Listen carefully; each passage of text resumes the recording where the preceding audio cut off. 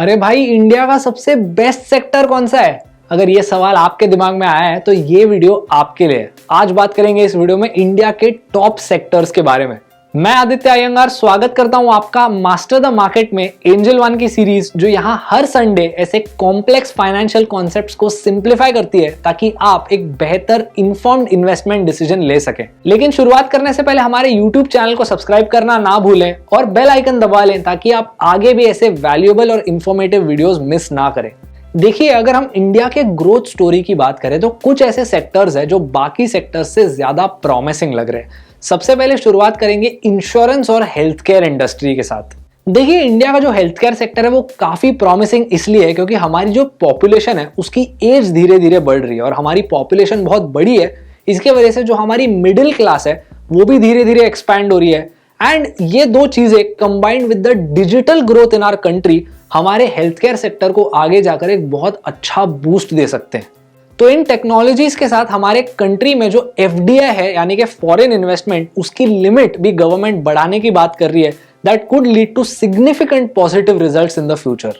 Government की data के हिसाब से जो हमारा इंडियन हेल्थ केयर सेक्टर है वो पिछले 5 सालों में 2016 से लेकर आज तक 22% के एनुअल ग्रोथ रेट पर ग्रो हुआ है।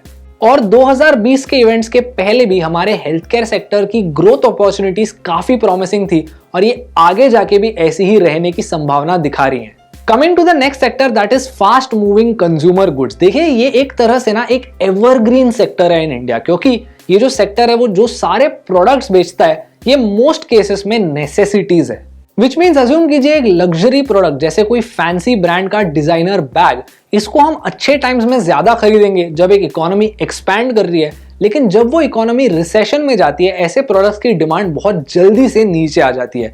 FMCG on the other hand ज्यादातर नेसेसिटी वाले प्रोडक्ट्स बनाता है जिसकी हमें जरूरत हो। इसीलिए जब ऐसे सारे अप डाउन साइक्लिकल मूव्स होते हैं, इन प्रोडक्ट्स की डिमांड रिलेटिवली अनअफेक्टेड रहती है। और एफएमसीजी की ग्रोथ प्राइमरीली एक कंट्री के मिडिल क्लास पॉपुलेशन पर डिपेंडेंट होती है। And like we said before, हमारे कंट्री की middle class population continuously expand हो रही है ईयर ओवर ईयर।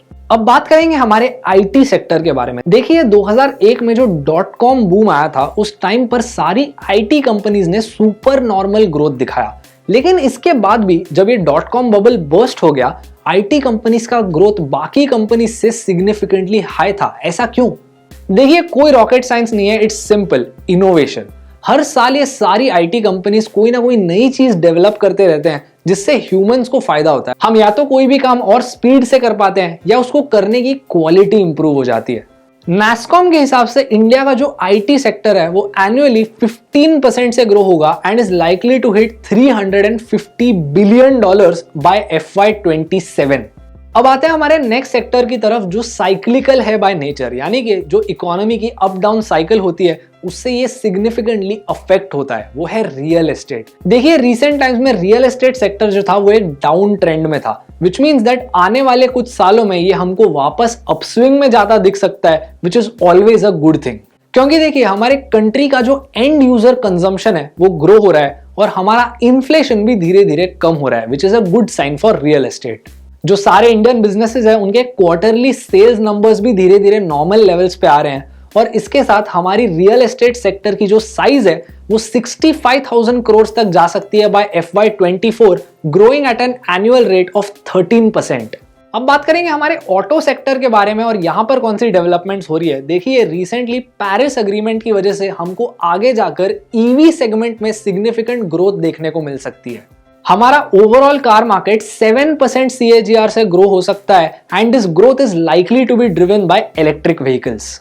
जो सारे बड़े ऑटोमोबाइल प्लेयर्स हैं वो भी इंडियन मार्केट्स में एक्सपोजर ले रहे हैं और ये तो आप भी देख सकते हैं, डे टू डे आपके लाइफ में आपको इंडियन रोड्स पे फॉरेन की गाड़ियां भी आजकल ज्यादा दिखने लगी हैं।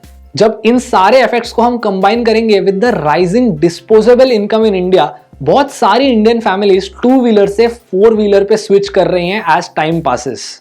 एंड ऑब्वियस सी बात है, ये सारा ग्रोथ सिर्फ ऑटो कंपनीज के लिए नहीं लेकिन ऑटो एंसिलरी कंपनीज के लिए भी होगा, यानी कि वो सारी कंपनीज जो कंपोनेंट्स और पार्ट्स बनाते हैं फॉर दीज ऑटो कंपनीज। और अब फाइनली आते हैं हमारे बोनस सेक्टर की तरफ, दैट इज इंडिया। अगर आप इंडिया के ग्रोथ स्टोरी में बिलीव करते हैं तो आप कंफर्टेबल हो सकते हैं by simply building a diversified portfolio in Indian companies. Because देखिए, बिलीव इट और not, one thing is for sure, India is growing. Anyway, आपका इन सब में से सबसे फेवरेट सेक्टर कौन सा है, कमेंट्स में हमें बताइए। ये रहा हमारा video on the top sectors of the Indian economy. अगर आपको इस वीडियो से कोई भी वैल्यू मिलती है तो इसको लाइक कीजिए, हमारे चैनल को सब्सक्राइब कीजिए और बेल आइकन दबा लीजिए ताकि आप आगे भी ऐसे वैल्यूएबल और इंफॉर्मेटिव वीडियोस देखते रह सकें। मैं आपको मिलूंगा अगले वीडियो में, तब तक के लिए कीप लर्निंग, कीप इन्वेस्टिंग।